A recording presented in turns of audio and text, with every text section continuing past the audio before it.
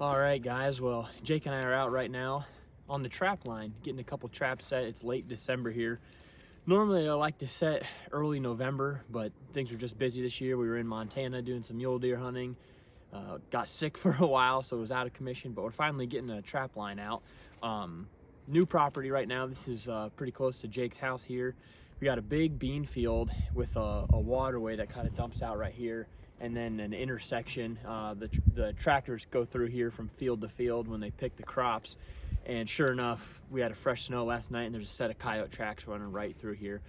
Waterways are super good for catching coyotes, especially when they, like I said, intersect a wood line. They'll come into here to hunt rabbits and small game, mice, and then anytime you have just a natural funnel or a natural intersection, a lot of times they'll just run these edges. So looking right now, we have a lot of south, southwest, and west winds this time of year, so just trying to figure out exactly where we're going to position these traps. A lot of times if it's good for one, it's good for multiple, and since there's already coyote tracks here, I'm sure they're running this quite often, so we'll probably put 3 of them right in here in case they're traveling in pairs, and try to snag a few of them. So wanted to talk to you about what trap I'm using. This is a Minnesota brand, MB550.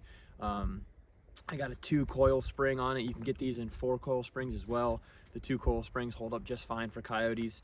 Love the night latch on these things. You know when they're set and they're ready to go.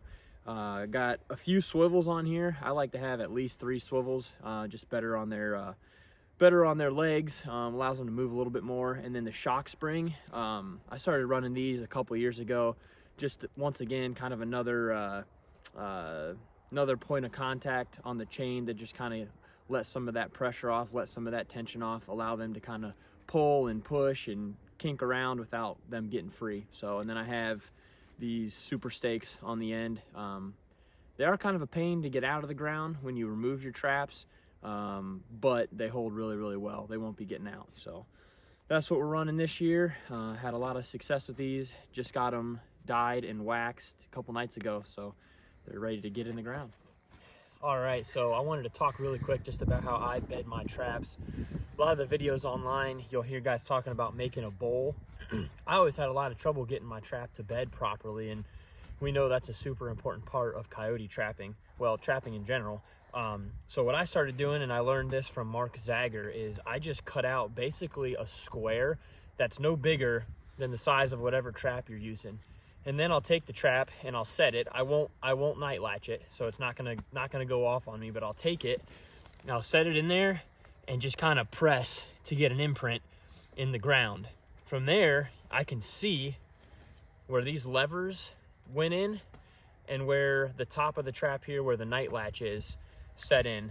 And what I'll do from there is just take my groundhog or my hammer or whatever you're using, and I'll just kind of make an impression where those levers sit, where the top of the trap sits, and that way, when I go to put it in here, it should bed and lay just perfectly on those 3 points.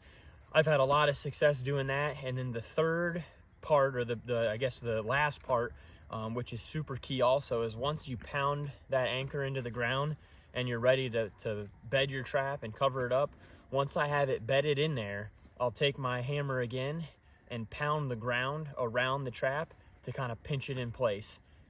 That's been the easiest way for me to bed my traps, and I've had a lot of catches that way. So if you're having trouble bedding your traps and they're rocking and you're trying to figure out what to do, this is what I found and works really well for me. So